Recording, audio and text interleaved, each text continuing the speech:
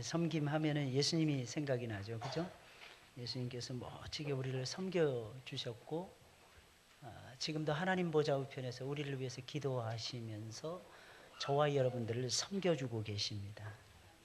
얼마나 든든해요, 그죠? 얼마나 든든하고, 얼마나 안심이 되고, 얼마나 분명하고, 얼마나 확실하고, 얼마나 견고합니까?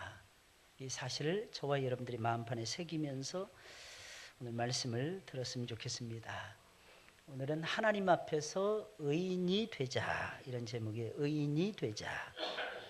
바벨론의 포로에서 돌아온 이스라엘 백성들은 열심히 하나님을 섬깁니다. 열심히 하나님을 섬기지 못해서 70년의 암흑기가 그들에게 찾아왔고, 모든 것을 잃어버리는 포로의 시기가 찾아왔다. 이스라엘 백성들은 그렇게 생각을 하고 열심히 하나님을 섬깁니다. 열심히 성전을 재건하고 열심히 그들 가운데서 무너져 있었던 신앙을 다시 세우기 위해서 피나는 노력을 기울이게 됩니다. 하지만 안타깝게도 그들은 400년의 영적인 암흑기를 맞이하고야 말았습니다. 아무리 예배를 잘 드려도 은혜가 부어지지 않았으며, 아무리 오랫동안 기도를 드려도 하나님의 응답을 받지를 못했습니다. 그런 영적인 암흑기가 무려 400년 동안이나 계속되었던 것입니다. 그러니 사랑하는 여러분들, 이스라엘 백성들이 얼마나 힘들었겠습니까? 그럼에도 불구하고 이스라엘 백성들은 멈추지 아니하고 계속해서 성전에 모여서 예배를 드리며 기도를 드리고 있었습니다. 여러분, 이것이 기적이 아니고 무엇이겠습니까? 여러분, 은혜가 쏟아지지 않는데도 불구하고, 하나님의 응답이 주어지지 않음에도 불구하고 이스라엘 백성들은 참으로 안타깝게도 계속해서 예배를 드리고 있었고 계속해서 기도를 올리고 있었던 것입니다. 아무런 은혜와 응답을 받지 못하면서도 그들은 쉬지 아니하고 예배와 기도를 드리고 있었던 것입니다.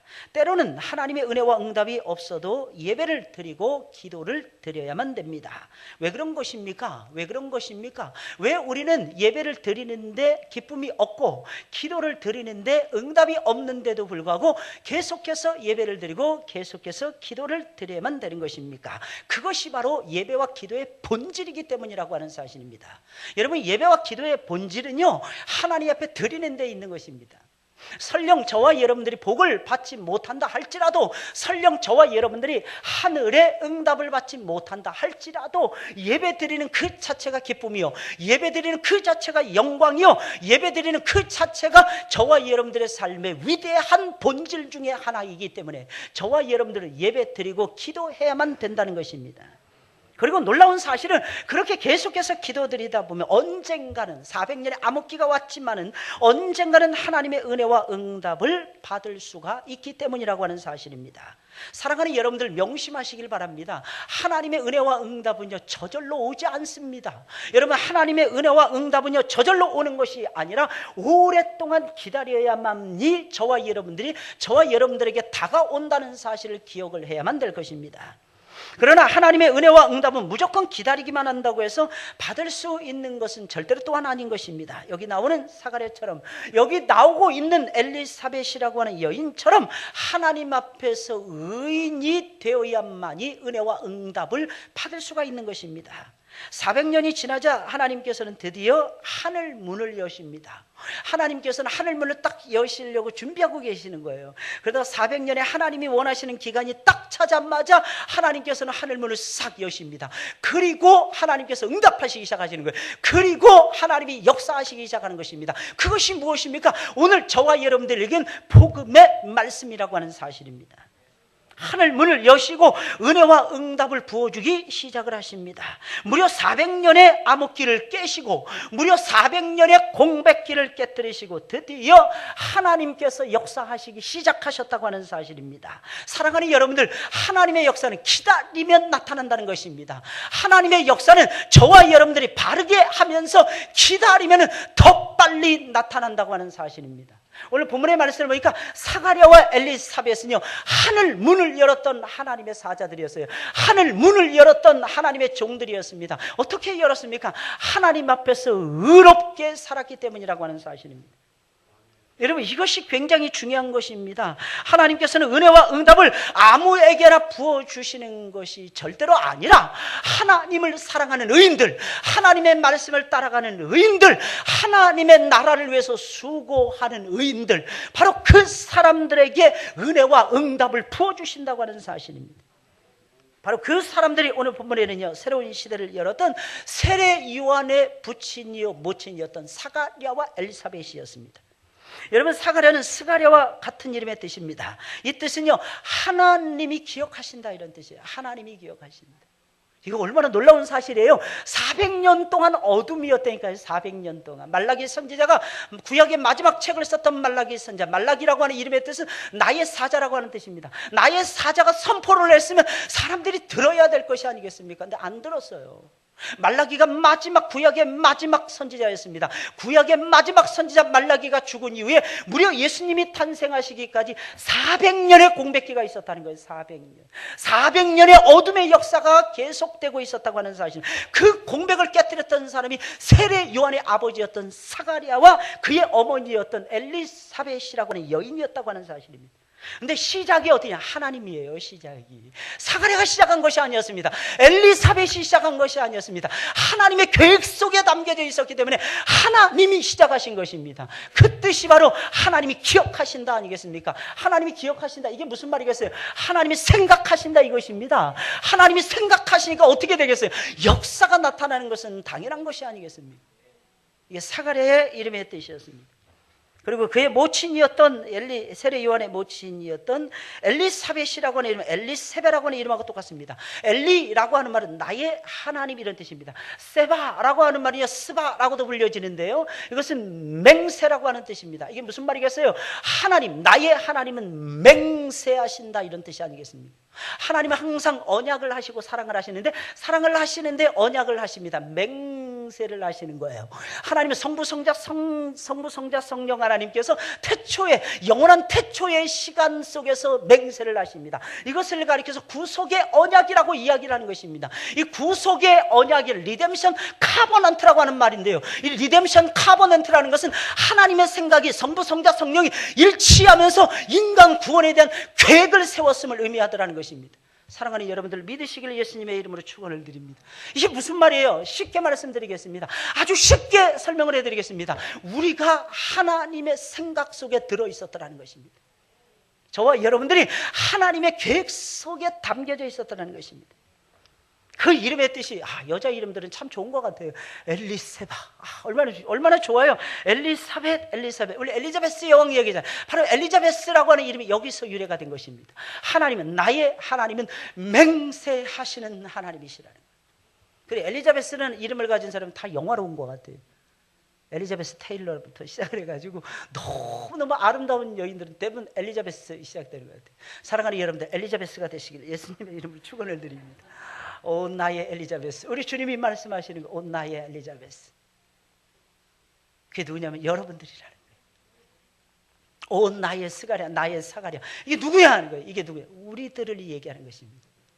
하나님이 우리에게 요구하시는 것이 무엇입니까? 우리로 하여금 의롭게 살라는 거예요. 많은 사람들은 세상 속에서 성공이라고는 두 글자를 쓰기를 원합니다. 그렇죠. 세상 사람들은 성공하기만 하면 된다, 이렇게 생각합니다. 하나님은 그렇지 않아요. 하나님 앞에서 성공이라는 것은 우리가 의인이 되는 것입니다. 여러분들이 의롭게 살아가는 것입니다. 의인이 되고 의롭게 살아가는 거예요. 하나님 앞에서 의인이 되는 것입니다. 아니, 하나님 앞에 성공이라는 것은 저와 여러분들이 의인이 되는 것이 있다고 하는 사실입니다. 사랑하는 여러분들, 믿으시길 예수님의 이름으로 축원을 드립니다. 하나님 앞에서 바르게 성공하세요. 바르게 성공하세요. 바르게 성공하는 것이 하나님의 뜻이라고 하는 사실입니다. 그런 점에서 사가랴와 엘리사벳은 지금 아이도 없는 거예요. 자식이 없는 것입니다. 제상의 직분만 가지고 있는 것입니다. 그럼에도 불구하고 이들은 성공한 하나님의 종들이었다고 하는 사실입니다. 그럼 우리는 하나님 앞에서 의인이 되어야 되는데, 의인이 되어야 되겠죠. 그래야 하나님의 인정을 받을 거 아니겠습니까? 하나님 앞에서 의인이 되려면 그 비결이 무엇입니까? 첫째로 반드시 경건한 사람을 많이 만나셔야 되고, 경건한 사람을 만나서 경건한 사람과 결혼을 해야만 되는 것입니다. 경건한 사람과, 쉽게 말하면 경건한 사람과, 목사님 나는 경건하지 못한 사람하고 결혼했는데 나는 늦었나요? 늦지 않았습니다. 여러분 지금이라도 경건한 사람들을 많이 만나시고 그 사람들과 하나가 되시길 바랍니다. 의인들과 하나가 되는 사람은 반드시 의인이 되게 되어 있더라는 것입니다. 뭐 때문에 악인이 왜 악독한 사람이 되는 것입니까? 아주 간단해요. 맨날 만나는 사람이 악독한 사람들만 만나기 때문에 그런 것입니다. 아주 못난 것들만 만나니까 맨날 못나지는 것입니다. 왜 얼굴이 갈수록 이뻐져야 되는데 못생겨지느냐? 아주 간단합니다. 못생긴 것들하고만 사귀니까 그러는 거예요. 못생긴 것들하고만 사귀니 못생겨지는 것입니다. 갈수록 얼굴이 예뻐지는 사람들이 있어요. 이제 달덩이처럼 막 떠다니는 사람이 있습니다. 요즘에는 얼굴이 작은 사람들이 유행이잖아요. 누구죠? 작은 애 있잖아요. 박소연인가 걔는 얼굴이 조망말이 되면서요. 미안하지만 그 사람 아직도 시집을 못 가고 있습니다. 왜 못 가는지 잘 모르겠어요. 너무너무 예쁜데 내가 봤어요. 성격도 진짜 좋은 것 같아요. 나와서 인터뷰하거나 이럴 때 보면 전혀 모난 모습이 보이지 않는 여인이 박소연이라고 하는 여인입니다. 오해하지 마세요. 제가 사랑했느냐? 사랑하지 않았습니다. 저는 사랑하지 않아요. 저는 첫째도 전이라고, 둘째도 전이라고, 셋째도 전이라만 좋아합니다. 마음속 이상하게 전이라가 그렇게 좋더라고요. 저는 나오면 나올수록 그 사람이 이상해요. 나이가 들수록 더 매력이 있는 것 같아요. 제가 보니까 저도 같이 이렇게 나이가 들어가니까 눈높이에 딱 맞는 것 같아요. 그 눈높이가 아니래. 찬양대에서는 아니래. 여러분들 기준에는 아닐지 몰라요. 제 기준에는 죽으나 사나 전이라가 최고로 예뻐요. 이상하게. 그러니까 우리가 예뻐요. 간단한 예쁜 사람들 생각하고 예쁜 사람들 만나 예뻐집니다. 또 이제 그런 사람도 있죠. 예배 딱 끝나고 나갈 때 사모님, 목사님 용서하세요. 그런 쓸데없는 말씀 하지 마시고. 그러면 오히려 더 화가 돋는. 가만히 모른 척 하셔야 돼요. 가만히. 우리는 첫째로 항상 알아야 되는 거예요. 우리가 하나님 앞에 의인이 되려면 경건한 사람을 만나서 경건한 사람과 결혼해야 됩니다. 이게 굉장히 중요한 거예요. 그러면 경건한 자손을 낳고 경건해질 수가 있더라는 것입니다. 오늘 보면 5절에 있는 말씀이에요. 유대왕 헤롯 때에 아비야 반열에 제사장 하나가 있으니 이름은 사가랴요. 그 아내는 아론의 자손이 이름은 엘리사벳이라. 이렇게 말씀하고 있습니다. 여러분 누가는 사가랴 제사장에 대하여 다른 사람들에 비하면 아주 상세하게 설명을 하고 있습니다. 보통 사람들 같으면 이렇게 시작했을 것입니다. 유대왕 헤롯 때에 사가랴라는 제사장이 있었는데 이렇게 시작했을 것입니다. 근데 이렇게 시작하지 않아요. 어떻게 시작합니까? 유대왕 헤롯 때에 아비야 반열에 제사장 하나가 있으니 이름은 사가랴요. 부연 설명하면서 이야기를 끌고 가고 있다는 것입니다. 여러분 영적인 암흑기가 무려 400년 이상 지속되고 있을 때에 유대 땅을 다스리던 임금님은 헤롯이라고 하는 사람이었습니다. 이 사람은 이스라엘 출신의 사람이 아니었어요. 에돔 출신의 이방인이었습니다. 그런데 로마의 초대 황제였던 옥타비안 누스의 등을 업습니다. 옥타비안 누스와 안토니우스의 등을 업고 유다와 팔레스틴 전체에 분봉하게 되어서 약 33년 동안 유대를 통치를 합니다. 이 사람이 얼마나 똑똑했냐? 용기가 있었고 지략이 탁월한 위대한 정치가였다고 학자들은 이야기를 하고 있습니다. 유대 백성들에게는 유아 정책을 펴서 유대인들의 환심을 샀습니다. 그리고 나는 유대교의 후원자입니다. 나도 하나님 믿습니다. 이렇게 이 사람은 주장을 했습니다. 그래서 이 사람의 업적 중에 하나가 뭐냐면 예루살렘 성전을 재건한 것이었습니다. 무려 80년 동안 이 성전을 지었어요. 근데 예수님 말씀하셨죠. 그 성전을 바라면서 돌 위에도 돌 하나도 남지 않냐고 전부 다 무너뜨리리라. 이렇게 말했는데 사실은 이거 헤롯 대왕이요. 자기 위신과 자기의 체면을 살리기 위해서 그리고 이스라엘 백성들을 자기 편으로 끌어들이기 위해서 제멋대로 지은 성전이었습니다. 그러니까 하나님 기뻐하시지 않는 성전이었다는 것입니다. 사랑하는 여러분들 섬김, 아까 찬양에서 섬김. 어떻게 섬기시길 원하십니까? 하나님의 뜻대로 섬기세요. 이게 굉장히 중요한 것입니다. 언젠가 옛날에 그런 제가 일화를 들은 것 같습니다. 어떤 유명한 피아노 조율사가 피아노를 조율을 하는 거예요. 100대인가 200대인가를 놓고 피아노를 조율했답니다. 자기 딴에 다 옳다고 하고 열심히 피아노를 땀 뻘뻘 흘리면서 수십 시간이 걸쳐가지고 피아노 조율을 다 끝냈답니다. 나중에 딱 누르니까 화음이 안 되는 거예요. 깜짝 놀래 충격을 받았답니다. 내가 세계 제일의 피아노 조율사인데 어떻게 내가 이 피아노 조율도 제대로 못하나. 그리고 나중에 아이디어 하나가 딱 생각이 났다고 합니다. 그것이 무엇일까? 여러분들 잘 아시죠? 그죠? 피아노 한 대를 먼저 멋지게 딱 조율을 했다고 합니다. 그리고 그 피아노에 맞춰서 모든 피아노를 다 조율하기 시작을 했다는 것입니다. 여러분 예수 안에서 새로운 인생이라는 것이 무엇인 줄 아십니까? 예수님을 우리의 왕으로 삼는 것입니다. 그리고 예수님의 말씀을 따라서 내 삶을 엮어가는 것입니다. 그러면 우리 하늘문교회는 반드시 하나 되고야 말 것입니다. 할렐루야. 이게 중요하다. 기준이 누구냐는 것입니다. 기준은 예수님이십니다. 우리는 죽으나 사나 예수님을 위해서 살아가는 하나님의 거룩한 백성들이라는 사실을 저와 여러분들이 절대로 잊어서는 안 된다는 것입니다. 여러분, 바른 인생이 되기를 원하십니까? 바른 영혼이 되기를 원하십니까? 예수 그리스도를 바르게 믿으세요. 예수님을 바르게 사랑하세요. 예수님을 바르게 쫓아가세요. 예수님을 바르게 섬기세요. 예수님의 이름을 바르게 선포하면서 여러분들 살아가세요. 그러면 하나님의 나라가 여러분들 주변에 이루어지지 말라고 해도 이루어지고야 말 것입니다. 이게 놀라운 역사죠. 놀라운 역사죠. 그러나 이 헤롯이라고 하는 사람은 정권을 유지하기 위해서라면 자기 자식도 남을 나라에다가 합니다. 자기 자식도 죽였다고 합니다. 아내를 죽이고 장모를 죽이고 처남과 삼촌들까지 죽이는 매우 극악무도한 임금이었다고 합니다. 이런 악독한 임금이 다스리던 때가 사가랴 제사장이 제사장의 직분을 감당하고 있을 때였다는 것입니다. 이 사가랴는 아비야 반열에 속한 제사장이었습니다. 이게 무슨 말이겠을까요? 여러분, 다윗은 반차를 나누었습니다. 24반열로 나누었어요. 그리고 일주일씩 감당할 수 있도록 그렇게 소임을 맡겨주었다고 합니다. 바로 그러한 때에 사가랴는 제사장 가문에 속한 엘리사벳이라고 하는 여인과 결혼해서 경건한 가정을 이루었다라고 하는 사실입니다. 이게 굉장히 소중한 거예요. 임금이 타락했다는 것은요, 그 나라 모든 백성이 거의 대부분 타락했음을 의미하는 것입니다. 그랬으면 욕심을 따라서 시집가고 장가가야 되잖아요. 근데 사가랴는 그러지 않았다는 거예요. 그것도 거룩한 자손을 얻기 위해서 어떻게 했느냐? 아론의 가문에 속해 있는 여인 중에서 하나를 사랑하기 시작을 하는 거예요. 그 사랑하는 여러분들 꼭 기억하세요. 결혼은요, 하나님의 마음에 드는 사람을 만나야 되는 거예요. 자식들을 위해서 기도할 때도요, 끼리끼리 좋아하고 서로서로 좋아하는 이런 사람들 만나면 안 됩니다. 결혼은요, 두 사람이 한 몸 돼서 한 곳을 바라보는 것입니다. 두 사람 마음 맞는 것도 중요하지만 먼저 1차로는요, 두 사람의 마음이 하나님의 마음에 맞는 것이 중요한 거예요. 저는 많이 보았습니다. 얼마 전에도 만났어요. 어떤 친구를 만났는데 이 친구는 결혼하자마자 1년인가 한 2년도 못 돼서 3명 낳았어요. 자식을 3명 낳았다고 저한테 뻐기는 거예요. 야, 임전사, 나는 셋이야. 그러면 어떻게 그렇게 됐어? 그랬더니 쌍둥이 하나를 한 큐에 낳고, 그리고 하나를 추가로 낳으니까 셋이 2년 만에 셋이 되는 거예요. 결혼 2년 만에 셋이 되는 거예요. 게다가 또 이 건강한 사람, 청춘 남녀, 게다가 하나님을 경외하는 목사가 딱 만나면 이상 불꽃이 튀어서 그런지 1년 안에 꼭 아기를 낳더라고요. 할렐루야. 그래서 주변 사람들이 막 얘기했어. 혹시 스피드 이러네. 막 속도 위반한 거 아니냐고. 스피드 오버 아닙니다. 그러니까 하나님이 건강한 하나님의 백성들이, 종들이 만나잖아요.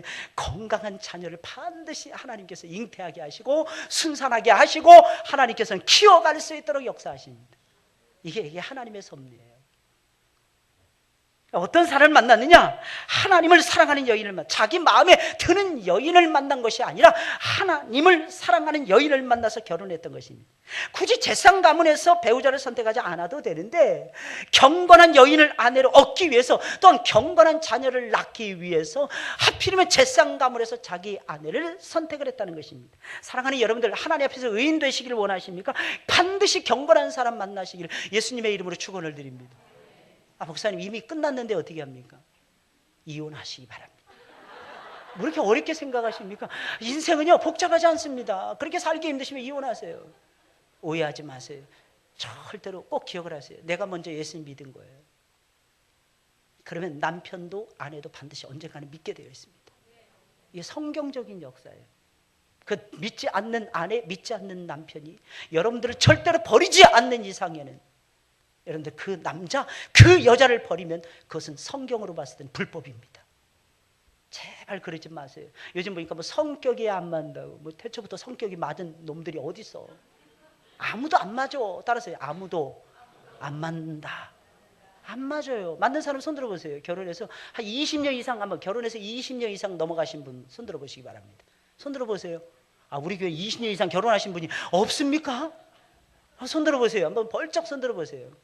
이건데 마음이 남편하고 아내하고 딱 맞는 사람만 손 들고 계시기 바랍니다. 우리 정광훈 집사님 거짓말 하시면 절대로 안 됩니다.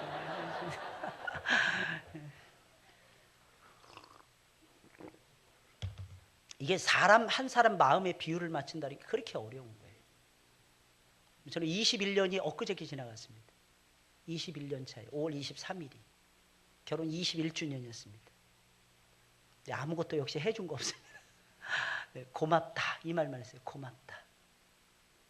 참 고마운 것 같아요. 그러니까 뭐가 고마우냐?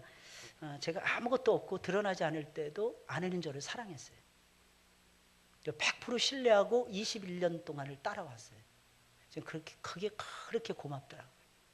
시간이 지나갈수록 걔 생각나는 거 미안하다. 옛날에 미사라고 하는 드라마 있었잖아요. 참 그거 딱 맞는 것 같아. 미안하다, 사랑한다. 이게 참 맞는 것 같아요. 갈수록 미안해지는 거예요. 갈수록 미안해지는 거예요. 아니 다른 분들은 제가 말하는데 왜 다른 분들 왜 우십니까? 우시지 마세요. 여러분들이 얘기하는 게 아니고 제 얘기를 들려드리는 거예요. 참 미안해지는 거 있죠. 근데 그게 사랑하는 마음이에요. 마음에 맞는 사람 이 세상에 아무도 없습니다. 서로 마음을 맞춰가는 거죠. 근데 그 사람 속에 딱 한 가지는 보셔야 되더라는 것입니다. 그게 뭘까요? 하나님을 죽도록 사랑하는 마음입니다. 하나님 죽도록 사랑하는 사람은요 절대로 남편 사랑합니다. 절대로 아내를 사랑하게 되어 있다는 거 하는 사실입니다. 신앙이 문제가 되니까 사람과의 관계에도 문제가 되는 것입니다. 사람과의 관계가 아름다우려면 방법은 딱 한 가지입니다. 하나님을 죽도록 사랑해 보세요. 그러면 사람과의 문제가 계속해서 해결이 되고야 말 것입니다. 쌓이고 계속해서 쌓여진다 할지라도 절대로 무너지지 않을 것입니다. 이유가 무엇입니까? 하나님을 사랑하는 자, 그 뜻대로 부르심을 입은 자들에게는 모든 것이 합력하여 선을 이루기 때문이라고 하는 사실입니다. 하나님 앞에서 진정 의인이 되시길 원하십니까? 경건한 사람을 만나세요. 그리고 경건한 가정을 이루세요. 그리고 경건한 가정을 이루기 위해서 제발 노력을 하세요. 여러분 이것이 바로 의인이 되는 첩경이라는 것입니다. 여러분 다윗과 솔로몬을 보세요. 얼마나 위대한 인물, 얼마나 경건합니까? 얼마나 지혜로운 사람입니까? 그런데 얼마나 또 많은 아픔과 슬픔을 겪었습니까? 이유가 무엇일까요? 다윗도 솔로몬도 여자를 너무 좋아했다고 하는 사실입니다. 이게 참 문제인 거예요. 이게. 다윗은 흠이 하나도 없는 사람이었어요. 딱 한 가지 흠이었는데 여자를 너무 좋아해요. 영호색 말도 안 되는 그런 유교에서 나오는 사상인 것입니다. 성경은 절대로 그렇지 않습니다. 성경은 한 남자는 한 여자. 하나님은 아담 앤 이브스를 만들지 않았습니다. 하나님은 아담과 이브들을 만들지 아니하셨더라는 거예요. 하나님은 아담과 이브를 아담의 이브를 만드셨더라는 것입니다. 할렐루야. 믿으시기를 예수님의 이름으로 축원을 드립니다. 이 시간이 지나는데 결혼했는데 다른 여자의 눈길이 들어요. 그게 태초에 하나님이 만드신 여인의 아름다움을 보면서 느끼는 아름다움이라면 괜찮습니다. 근데 속에 음욕을 품고 나도 저 여자하고 살아봤습니다. 그때부터 시험이 돼요. 그때부터 문제가 됩니다. 그래서 당신은 왜 뚱뚱한 거야? 당신은 왜 날씬하지 못한 거야? 당신은 뭐한 거야? 비교하는 거예요. 인생은요 그 고유한 아름다움이 있는 거예요. 고유한 미가 있는 거예요. 그 고유한 미를 서로 발견하고 세워주고 인정해주고 사랑해줄 때 그 가정은 하나님 기뻐하시는 가정을 반드시 이루고야 말 것입니다. 거룩한 사람 만나셔야 돼요. 여러분 주변에 거룩한 사람들이 많습니까? 아니면 한잔하고 왔다리 갔다리 하시는 분들이 많습니까? 거기다가 요즘에는 한술 더 떠서 게다가 온몸을 굴뚝으로 도배를 하시는 그런 분들을 만나고 계십니까? 아니면 거기다가 또 한술 더 떠서 밤을 새워 폭발을 즐기시는 분들과 가까이 하십니까? 그런 분들이 항상 하시는 말씀이 무릎 아프시다는 거예요. 쪼그리고 앉아있다 보니까 무릎이 막 징글징글하게 아픈 거지. 징글징글. 여러분 그렇게 사시지 마세요. 제발. 여러분들은 거룩한 하나님의 백성들입니다. 의인이 되셔야죠. 의인. 하나님 모시기에 하나님 앞에서 의인이 되셔야죠. 의인 되셔야죠. 오해하지 마세요. 제가 술 드시고 담배 태우시는 분들 정죄하기 위해서 이 말씀 드리는 게 아니고 진실로 사랑하기 때문에 이 말씀 드리는 겁니다. 진실로 사랑하기 때문에. 그 와인 요즘 한국에 와인 무지하게 많이 들어와 있더라고요. 와인 하면 뉴질랜드입니다. 드시고 싶으면 뉴질랜드 가셔서 드시고 오시기 바랍니다. 그렇게들 좋아하시더라고요. 레드 와인, 화이트 와인 줄 서 있습니다. 심지어는 샴페인도 멋있습니다. 뉴질랜드 샴페인. 사랑하는 여러분들, 그런 것에 현혹되지 마시고 제발 세상 즐거움에 현혹되지 마시고 세상 것을 가지고 여러분들의 영혼을 달래려고 하지 마시고 말입니다. 경건한 사람을 만나서 꽃보다 아름다운 사람이 들려주는 사랑 이야기를 한번 들어보세요. 얼마나 재미가 있습니까? 얼마나 신이 납니까? 얼마나 행복합니까? 그분이 누굽니까? 예수님 아니십니까? 예수님을 많이 만나세요. 그래서 예배는 예수님과의 만남이 아니겠습니까? 예수님과의 만남. 제발 예수님과 결혼하세요. 예수님을 남편으로 삼으세요. 남편으로 삼으세요. 남편이 없으면 여자들은 아무것도 아닙니다. 사실은요. 그러나 우리에게 영원한 신랑 되시는 예수 그리스도, 그분이 살아계시잖아요. 저희 고모님이, 큰 고모님이 22살인가 3살에 혼자가 되셨습니다. 마지막에 돌아가시기 전에 성경을 읽으시고 교회로 돌아가셔서 성경을 읽다가 하나님 믿다가 돌아가셨는데, 제가 우리 고모님이 보셨던 성경이라고 해서 제가 문상을 갖다가 그 성경책을 떠들어 봤습니다. 얼마나 읽으셨는가 쭉 봤어요. 얼마나 읽으셨는가. 제가 좀 보다가 제가 눈물이, 성경에 남편이라는 데 전부 다 빨간 게 다 동그라미 되어 있는 거예요. 자식들이 다 잘 됐습니다. 근데 그 10 자식들이 부모의 마음을 온전히 알아주는 자식은 단 한 명도 없었다는 겁니다. 엄마의 마음을. 그게 한이 맺히는 거예요. 성경을 읽을 때도 남편 하면 속에서부터 올라오는 것입니다. 그러나 사랑하는 여러분들, 우리에게는 아버지가 계시잖아요. 우리에게는 남편이 계시잖아요. 하나님, 성부 하나님 우리의 아버지가 되시고 성자 예수님은 우리의 영원한 신랑이 되신다고 하는 사실입니다. 그분과 제발 결혼하세요. 가까이 하세요. 그러면 여러분들 의인이 되시고야 말 것입니다. 여러분 생각해 보세요. 한쪽은 열심히 믿는데 다른 한쪽은 안 믿습니다. 그러면 어떻게 자녀에게 마음껏 신앙 교육을 시킬 수가 있을까요? 그건 못하는 것입니다. 양쪽이 다 믿어야 되는 것입니다. 그래서 한쪽만 믿으시는 분들은 양쪽이 다 믿을 수 있도록 하나님 앞에 매달리세요. 하나님께서 들어주실 것입니다. 두 번째로 주의 말씀을 따라서 흠없이 행해야만 되는 것입니다. 오늘 보면 6절에 있는 말씀입니다. 이 두 사람이 하나님 앞에 의인이니, 이 두 사람이 하나님 앞에 의인이니 주의 모든 계명과 규례대로 흠이 없이 행하더라 라고 말씀하고 있습니다. 누가는 사가랴와 엘리사벳을 묘사를 합니다. 뭐라고 묘사해요? 이 두 사람이 하나님 앞에서 의인이다 이렇게 묘사를 합니다. 칭찬해 준 거죠. 왜 그런 것입니까? 그들은 주의 모든 계명과 규례를 따라서 흠이 없이 행하던 사람들이었기 때문입니다. 여러분, 주의 말씀을 따라 흠없이 행하는 존귀한 사람들이었다고 하는 사실입니다. 이 두 사람은 경건한 사람과 만나서 결혼을 했습니다. 그리고 경건한 가정을 이루었습니다. 거기서 멈춘 것이 아니라 주의 말씀을 따라서 흠없이 행하며 자신들이 이룬 경건한 가정을 더욱 거룩한 가정, 더욱 경건한 가정을 만들기 위해서 노력을 했다는 것입니다. 어떤 노력을 하고 계십니까? 거룩한 가정 이루기 위해서 노력하고 계십니까? 두 사람 만남 말씀 나누었습니다. 여러분 어떠십니까? 여러분들은 두 부부가 만나면 하나님 말씀을 보고 계십니까? 아니면 두 사람이 한 방향을 바라보고 계십니까? TV를 향해서 한 방향을 바라보고 계십니까? 두 사람이 쳐다본 적이 과연 얼마나 되십니까? 아내의 눈이, 오른쪽 눈이 약간 처져 있다는 것을 남편들은 알고 계십니까? 남편들에게 주름살이 새롭게 일어났다는 것을 여인들은 알고 계십니까? 아내들은 말씀을 나누셔야 되는 것입니다. 하나님 말씀을 나누세요. 그렇다고 해서 오해하지 마세요. 성경을 가르치라는 것이 아닙니다. 말씀을 나누시라는 것입니다. 말씀을 나누고 말씀을 따라 자신들의 삶을 아름답게 가꾸어 가시라는 것입니다. 여러분들의 삶을. 이게 부부의 모습이에요. 이게 부부. 이게 사가랴와 엘리사벳의 모습이었습니다. 게다가 그들에게는 말씀의 열매인 자녀들이 없었는데도 불구하고 계속해서 말씀을 따라가고 있었다는 것입니다. 진정한 의인 어떤 사람입니까? 열매가 있을 때만 따라가는 것은 그것은 진정한 의인이 아닌 것입니다. 열매가 없는데도 불구하고 따라갔을 때의 의인이라는 것입니다. 말씀을 사랑하고 말씀을 배우고 말씀을 따라가고 말씀을 나눌 줄 알아야 의인이라는 것입니다.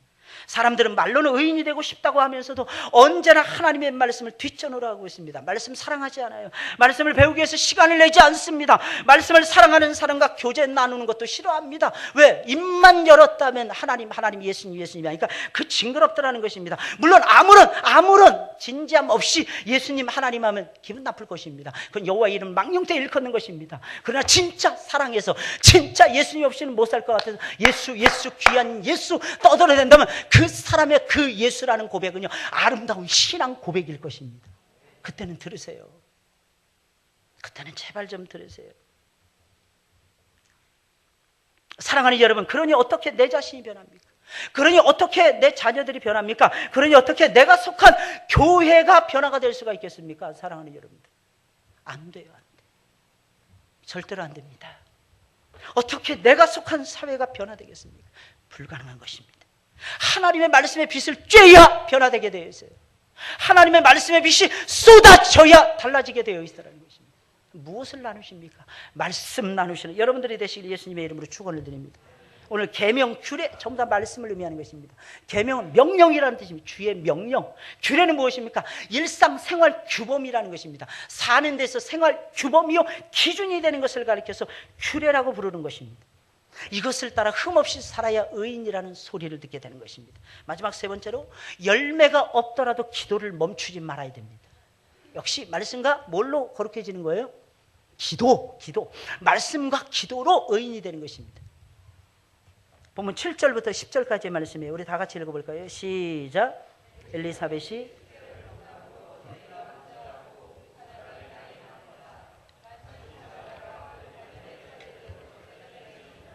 하나님 앞에 행할세 제사장의 전례를 따라 제비를 뽑아 주의 성소에 들어가 분향하고 모든 백성은 그 분향하는 시간에 밖에서 기도하더니. 여러분, 사가랴와 엘리사벳은 경건한 사람들이었고 말씀을 따라가는 흠이 없는 사람들이었습니다. 그럼 열매가 있어야 되는 거예요? 없어야 되는 거예요? 있어야 되는 거죠. 역시 우리 성도님들은 이제 이 센스가 이제 굉장해지셨어요. 이제 언제 예스 해야 되는지 노 해야 되는지 분명히 알고 계십니다. 있어야 되죠. 열매가 없다, 그거는 하나님 앞에 매달려 울어야 될 일이에요. 거룩한 하나님의 백성인데, 하나님의 종인데, 하나님의 말씀을 따라가는데 어찌하여 삶의 열매를 맺지 못하고 있는 것입니까? 삶의 열매, 이것은 저와 여러분들에게 하나님이 주시는 위대한 선물이 아닐까요? 뭐 때문에 저와 여러분들이 이것을 놓치면서 살아가고 있는 것입니까? 근데 열매가 없었습니다. 자녀들이 없었다고 하는 사실, 참으로 이상하지 않습니까? 경건했어요. 거룩했어요. 말씀 따라갔습니다. 그럼 자녀를 많이 낳아야죠. 그렇게 하겠다고 만난 두 사람이었다는 것입니다. 근데 할아버지 할머니가 되도록 자녀가 없었다는 것입니다. 사랑하는 여러분들, 이것이 말이나 되는 것입니까? 그러나 말 안 되는 것이 벌어지는 것이 인생이 아닙니까? 요즘에는 아이가 없어도 큰 문제가 안 됩니다. 물론 문제가 될 수도 있을 것입니다. 경우에 따라서는. 그런데 옛날에는요, 아이가 없다, 이것은 죽을 죄를 지은 것하고 똑같다는 것입니다. 신앙과 삶과 인격 전체를 전부 다 깎아내릴 수밖에 없는 것이 자녀가 없다는 진리였습니다. 이거 굉장히 무서운 것이었어요. 그런데 사가랴와 엘리사벳에게는 자녀가 없었어요. 그럼에도 불구하고 두 사람은 어떻게 하면 기도하는 것을 멈추지 않습니다. 이야, 이 대단한 사람들, 기도하는 것을 멈추지 않아요. 자녀가 없어요. 사람들이 뭐라고 하든지 그것과는 전혀 상관없이 두 사람은 하나님 앞에 나아갑니다. 하나님이 자신들에게 맡겨진 직무를 다합니다. 그리고 열심히 기도를 드리고 있었던 것입니다. 참으로 신기하지 않습니까? 응답이 없었어요. 응답이 있어야 신명이 날 것이 아니겠습니까? 없었습니다. 그런데도 기도를 멈추지 아니했다고 하는 사실입니다. 아마도 그들은 너무나 오랫동안 기도의 응답을 받지 못하고 있었기에 응답이 없는 것이 당연하다고 여겼을지도 모르겠습니다. 아무쪼록 분명한 것은 그들은 오랫동안 기도 응답을 받지 못하는데도 불구하고 기도하는 것을 멈추지를 않았다는 것입니다. 언제 기도해야 됩니까? 언제 하나님의 역사가 일어나는 것입니까? 기도하는 것이 지겹게 느껴졌을 때예요. 내가 이렇게 기도한다고 해서 하나님이 들어주실까? 막 의심이 막 속에서 일어났을 때, 그럼에도 불구하고 엎드렸을 때 기도의 역사가 나타나게 되는 것입니다. 멈추지 마세요. 멈추고 싶죠? 열매가 없는 것 같아서 멈추고 싶죠? 제발 멈추지 마세요. 다른 것은 다 몰라도 기도하는 것은 멈추지 말아주세요. 숨 쉬듯이 기도하세요. 호흡하듯이 기도하세요. 기도를 멈추고 싶은 마음이 굴뚝같이 일어날 때는 더 많이 하나님 앞에 나아가서 엎드리시길 바랍니다. 분명히 상상할 수 없는 엄청난 역사가 여러분들의 삶 속에서 분명히 일어나고야 말 것입니다. 기도라는 것은요, 그렇게 하는 거예요. 우리 옆에 사람 보고 얘기해 볼게요. 기도는 그렇게 하는 거예요. 뭔 말인지 모르는 사람들은 뭔 말인지 모르는 거고, 기도는 그렇게 하는 것입니다. 기도는 언제까지? 응답이 있을 때까지. 늘 말씀드린 기도는 응답이 있을 때까지. 하늘 문이 열리고 하나님께서 축복의 보따리를 준비해 놓으셨다가 그것을 쫙 풀어서 우리에게 던져주실 때까지, 그때까지 기도하세요. 사가랴와 엘리사벳은 그렇게 간절히 기도했습니다. 아무런 응답이 없을 때도 분향을 멈추지 않았어요. 이 분향이 뭡니까? 기도예요. 하나님이 가장 기뻐하시는 제사가 고대에는 분향하는 제사였습니다. 분향하는 거예요. 분향, 향을 피워서 올려드리는 기도였다고 하는 사실입니다. 제사였어요. 그것이 제사였어요. 그것이 하나님 기뻐하시는 산제사, 그것이 무엇입니까? 기도하는 제사였다고 하는 사실입니다. 그러니 사가랴가 어떻게 멈춥니까? 그러니까 밖에 있는 백성들도 오늘 말씀 보니까 기도하더니 왜? 제사장이 기도하니까 기도하는 거예요. 이거 무서운 겁니다. 제사장이 기도 안 하잖아요. 기도 안 합니다. 왕이 기도 안 하잖아요. 기도 안 합니다. 가장이 기도 안 하잖아요. 기도 안 합니다. 오늘부터 집에 가서 남편들 달달 볶으세요. 당신 때문에 내가 힘들다고 달달 볶으세요. 사랑하는 여러분들, 그러지 마시고, 어떤 때는 영적 가장으로 세워주신 사람들이 있잖아요. 저는 여인들이라고 생각합니다. 우물가의 여인이 돼서 구하세요. 우물가의 여인처럼 난 구했네. 헛되고 헛된 것들을, 헛되고 헛된 것들은 구하지 마시고 정말 하나님이 기뻐하시는 거 있잖아요. 근데 그렇다고 해서 처음부터 너무 거룩해가지고 기도하는데 구할 것이 없는 거야. 아버지의 뜻에 하나도 안 맞으니까. 하나님 이것도 안 하고 저것도 안 하고. 그런 사람들이 있더라고. 나 진짜. 그 하나님의 뜻인지 아닌지는 주님이 위에서 판단하실.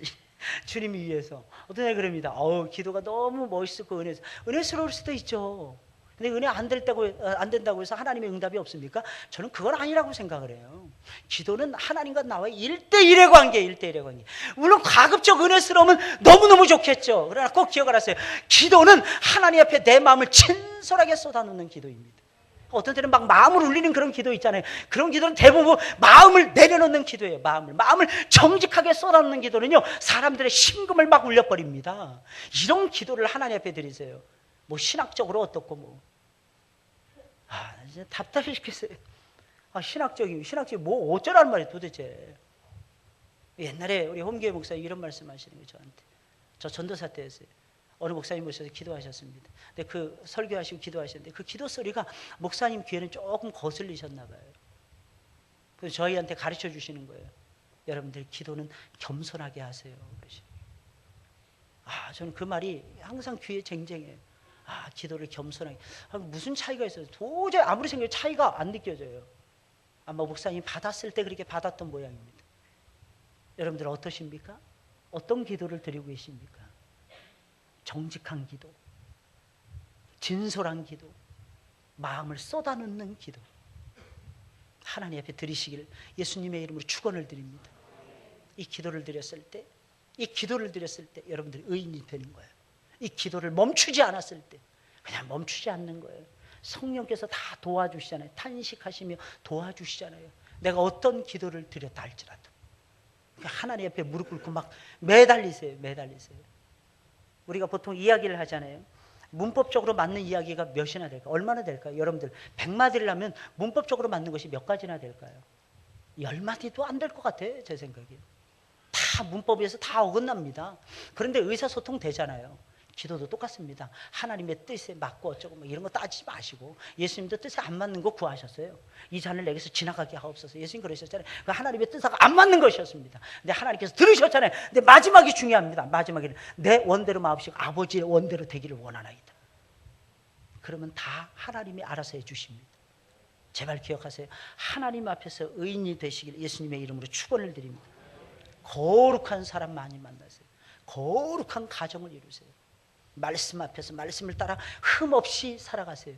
열매가 없어도 기도를 멈추지 마세요. 그럼 반드시 여러분들의 삶이 의롭게 변화되고야 말 것입니다. 할렐루야. 할렐루야. 꼭 기억하세요.